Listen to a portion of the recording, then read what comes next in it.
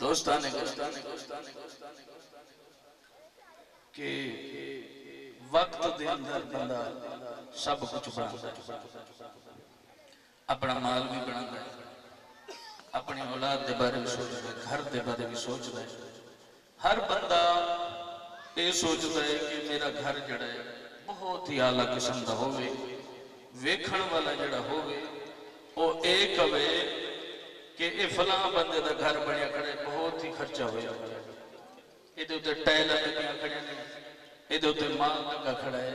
ایدھے ہوتے اسٹیل لگا کھڑا ہے یعنی ویکھن والا کبھی جی اس بندے نے بہت ہی کارآمد گھر بنایا لیکن دوستو کئی امتاں اس دنیا تو گزر گئے ہیں تے انہاں دے ٹکڑے تے سانو مل جانے کہ جڑے انہاں نے عمارتاں سان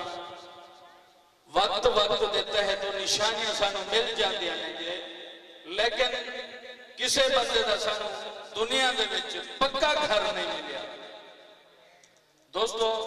پکا گھر جڑا ہے بندے دا اصلی گھر جڑا ہے وہ قبر ہے تے قبر ہے جڑی وہ ایسا گھر ہے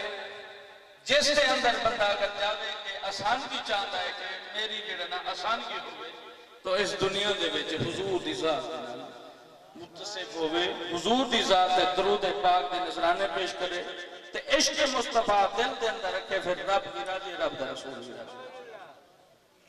تے میں حضور دے غلامہ دی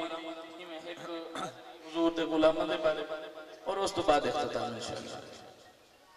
جڑا حضور علیہ السلام دا غلام ہے دل دے اندر محبت رکھتا ہے اور عشق رکھتا ہے صلی اللہ علیہ یا رسول اللہ وسلم علیہ یا حبیب اللہ جیڑا بندہ سونے نبی دا غلام نہیں اساں دے نال لوڑا سلام نہیں جیڑا بندہ سونے نبی دا غلام نہیں اساں دے نال لوڑا